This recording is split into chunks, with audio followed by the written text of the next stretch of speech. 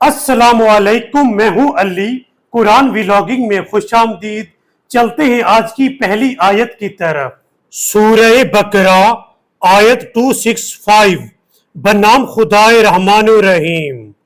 اور جو لوگ اپنا مال اللہ کی خوشنودی کی خاطر اور ثبات نفس سے خرچ کرتے ہیں، ان کی مثال اس باغ کی سی ہے جو اونچی جگہ پر واقع ہو، جس پر زور کا مینہ برسے تو دگنا پھل دے، اور اگر تیز بارش نہ ہو تو ہلکی پھوار بھی کافی ہو جائے، اور اللہ تمہارے اعمال کو خوب دیکھنے والا ہے۔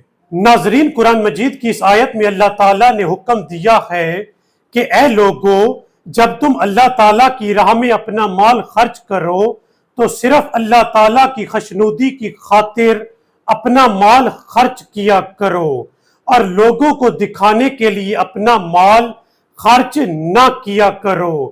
جو لوگ اپنا مال اللہ تعالیٰ کی خوشنودی کی خاطر اللہ کی راہ میں خرچ کرتے ہیں، اس کی مثال ایسی ہے جیسے ایک بلند سطح پر باغ ہو اور اس باغ پر زور سے بارش ہو اور وہ باغ دگنا پھل دے۔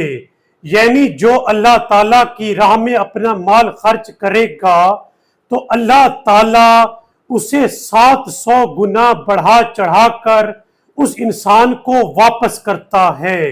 یعنی جو شخص اپنا مال اللہ تعالیٰ کی راہ میں خرچ کرے گا، اللہ اسے کئی گنا بڑھا چڑھا کر اس شخص کو واپس کرے گا۔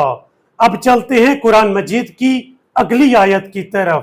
اے ایمان والو، جو مال تم کماتے ہو اور جو کچھ ہم نے تمہارے لیے زمین سے نکالا ہے، اس میں سے عمدہ حصہ راہ خدا میں خرچ کرو، اور اس میں سے ردی چیز دینے کا قصد ہی نہ کرو، اور اگر کوئی وہی تمہیں دے تو تم خود اسے لینا گوارا نہ کرو گے، مگر یہ کہ چشم پوشی کر جاؤ اور جان رکھو کہ اللہ بڑا بے نیاز اور لائق ستائش ہے۔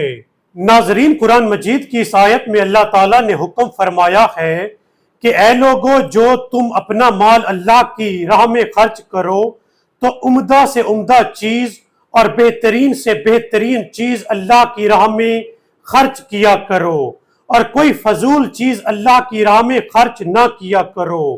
یعنی ایسی چیز جو کوئی تمہیں بھی دے تو تم بھی لینا گوارا نہ کرو، تو ایسی چیز اللہ کی راہ میں خرچ نہ کیا کرو، بلکہ بہترین چیز اللہ کی راہ میں خرچ کیا کرو۔ ناظرین، آج کی ویڈیو میں بس اتنا ہی۔ آپ سے ملتے ہیں اگلی ویڈیو میں، تب تک کے لیے اللہ حافظ۔